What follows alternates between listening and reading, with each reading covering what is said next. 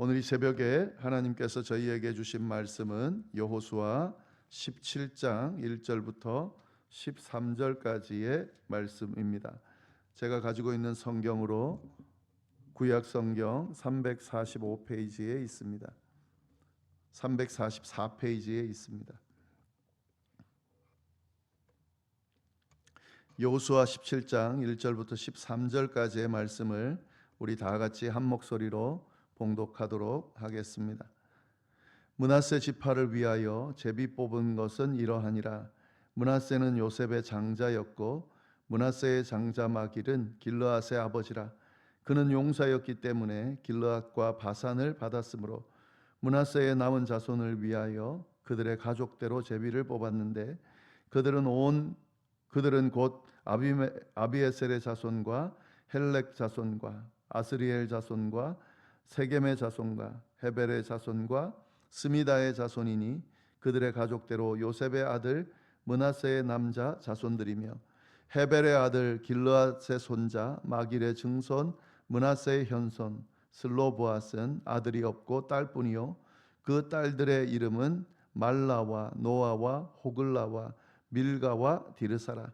그들이 제사장 엘르아살과 눈의 아들 여호수아와 지도자들 앞에 나와서 말하기를 여호와께서 모세에게 명령하사 우리 형제 중에서 우리에게 기업을 주라 하셨다 하매 여호와의 명령을 따라 그들에게 그들의 아버지 형제들 중에서 기업을 주므로 요단 동쪽 길르앗과 바산 외에 므낫세의 10분깃이 돌아갔으니 므낫세의 여자 자손들이 그의 남자 자손들 중에서 기업을 받은 까닭이었으며 길르앗 땅은 므낫세의 남은 자손들에게 속하였더라.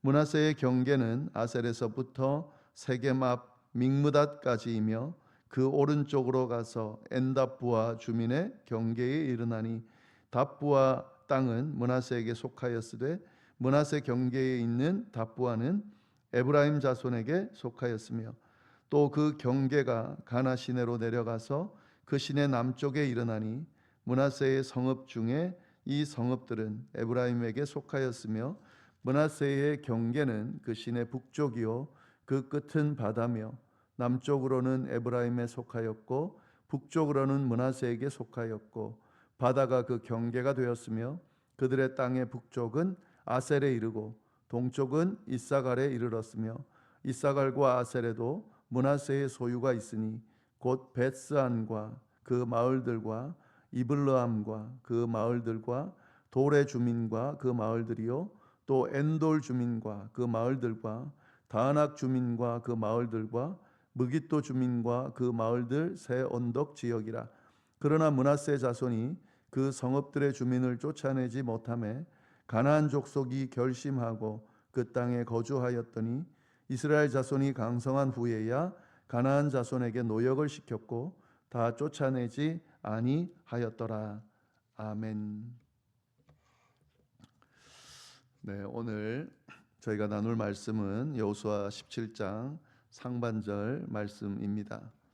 오늘 내용을 보면은 므낫세 지파에게 땅을 분배하는 내용이 나옵니다. 먼저 유다 지파에게 땅을 분배했고 그리고 요셉 지파에게 땅을 분배했는데 요셉 지파 중에서도 요셉의 아들들 에브라임과 므낫세죠. 에브라임과 므낫세에게 지파에게 땅이 분배됐는데 어제 에브라임 지파에게 땅이 분배되는 내용을 함께 봤고 오늘은 므낫세 지파에게 땅을 분배하는 내용을 함께 보도록 하겠습니다. 네, 땅 분배가 보시면은 그냥 땅이 분배됐다 뭐 이렇게 쭉 되어 있기 때문에 여기서 특별한 말씀을 우리가 보기가 쉽지는 않은데 그래도 각 지파마다 땅 분배될 때 우리가 눈여겨봐야 되는 부분들이 있습니다. 그래서 그 부분을 좀 더 세심하게 보도록 하겠습니다. 먼저 1절 2절 말씀을 보시면 므낫세 지파의 땅을 분배했다라는 내용이죠. 므낫세 지파를 위하여 제비 뽑은 것은 이러하니라.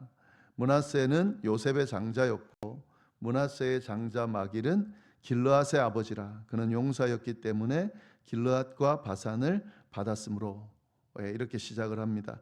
근데 여기서 우리가 좀 주목해 봐야 될 것은 므낫세가 요셉의 장자였다라는 말을 언급하고 있습니다. 예. 지금 우리가 좀 정확하게 알아야 될 것은 야곱이 요셉을 축복하면서 요셉의 두 아들을 축복하게 되죠. 근데 그 요셉의 두 아들을 축복할 때에 사실 므낫세가 큰 아들이고 에브라임이 작은 아들입니다. 그런데 야곱은 므낫세가 아니고 에브라임을 먼저 축복하면서 장자의 축복을 허락해 줬습니다. 그래서 에브라임이 장자의 역할을, 장자의 축복을 받은 그런 아들이 돼버렸습니다.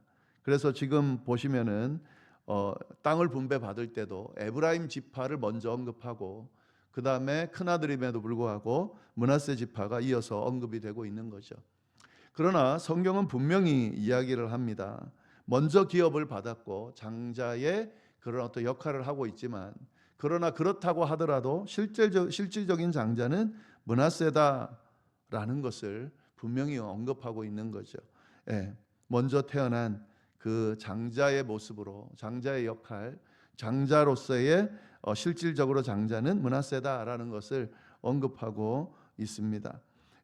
그리고 그 장자로서 자신에 맞는 기업을 받았다 하는 것을 분명하게 언급하는 거죠.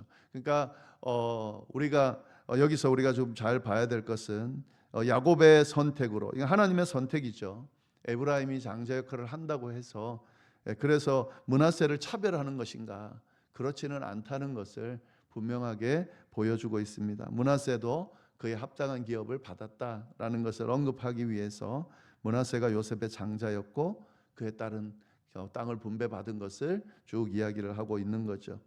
그래서 이 부분은 좀 잘 보셔야 되고요. 그리고 이제 쭉 므낫세의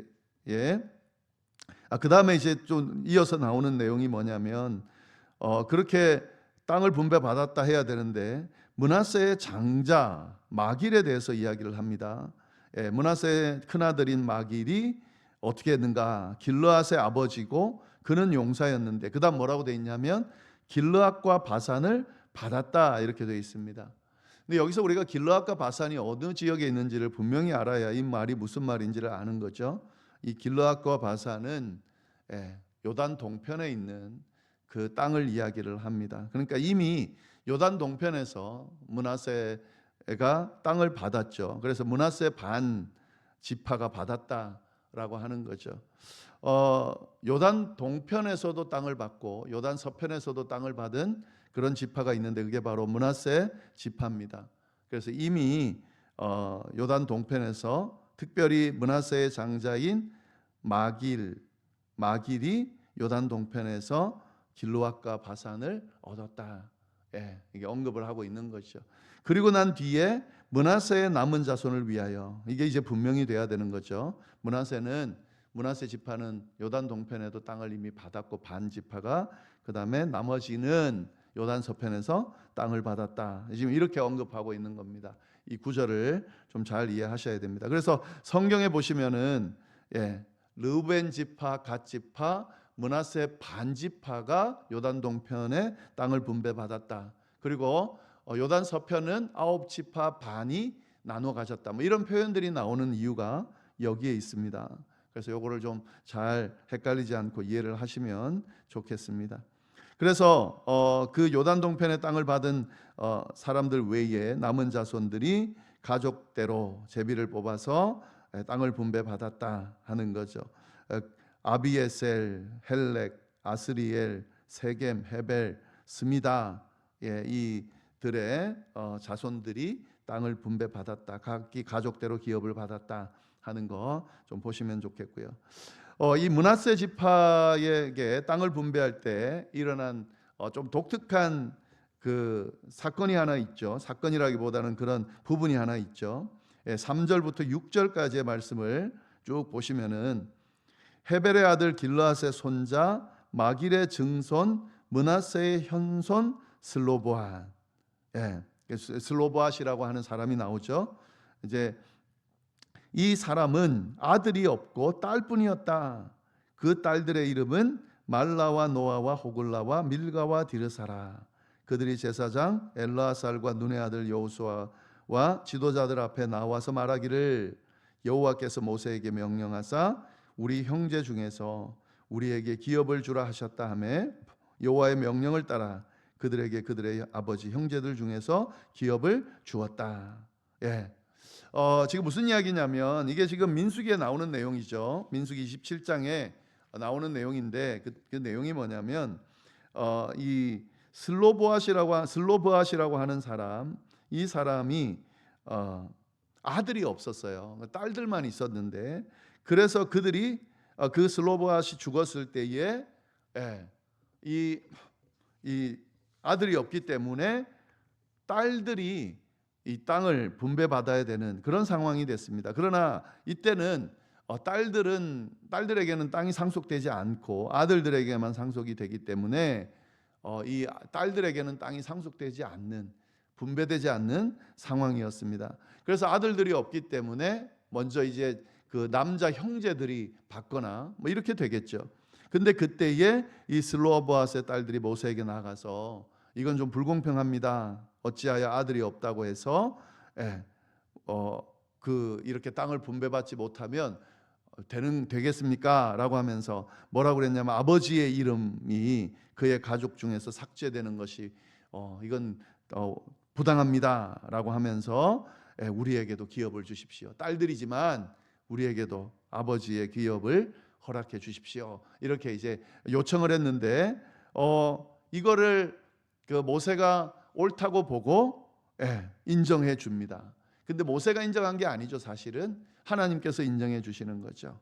여자이지만 딸들이지만 기업을 주라고, 나눠주라고 그렇게 허락하셨습니다. 그래서 허락을 받은 거예요. 이제 가나안 땅에 들어갔을 때에 땅 분배가 이루어질 때에 이렇게 땅을 분배해 줘라라고 약속해 주었는데 지금 이제 가나안을 정복하고 땅을 분배해야 될 시점에 이 슬로보앗의 딸들이 나와서 그 이야기를 상기시키면서 우리에게도 땅을 나눠 주십시오라고 지금 요청하고 있는 겁니다. 그래서 그 요청대로 어떻게 했다고요? 땅을 나눠줬다 하는 겁니다. 우리가 이 부분을 통해서 뭘 알 수 있냐면 이게 지금 옛날에 한 약속이잖아요. 근데 그 약속을 그대로 이행하고 있는 그런 여호수아의 모습 또 볼 수가 있습니다.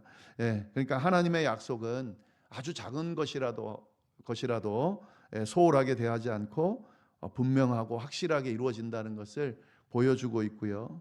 그리고 이 땅 분배가 공평하게 이루어지고 있다라는 것을 지금 강조하는 부분일 수로도 생각할 수가 있습니다.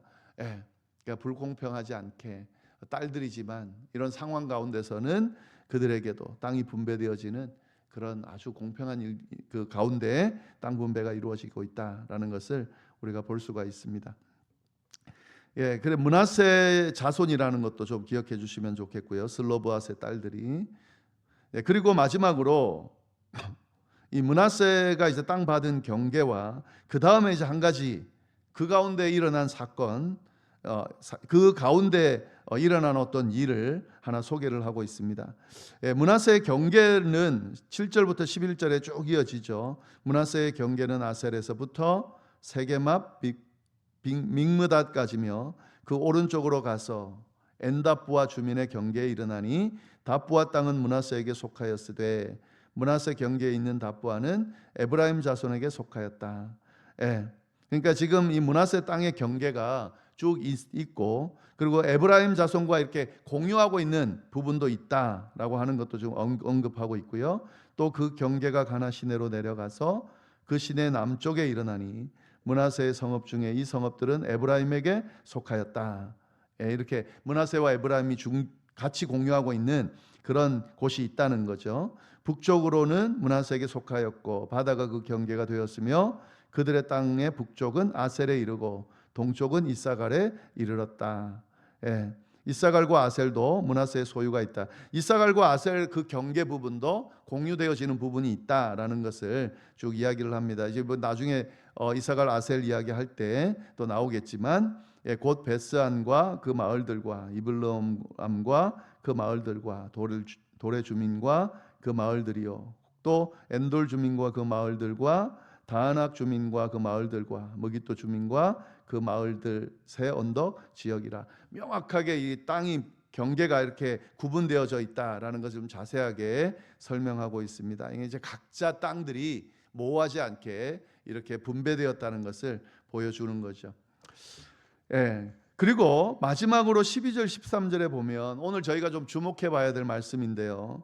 예. 그러나 므낫세 자손이 그 성읍들의 주민을 쫓아내지 못하매 가나안 족속이 결심하고 그 땅에 거주하였더니 이스라엘 자손이 강성한 후에야 가나안 족속에게 노역을 시켰고 다 쫓아내지 아니하였더라. 예.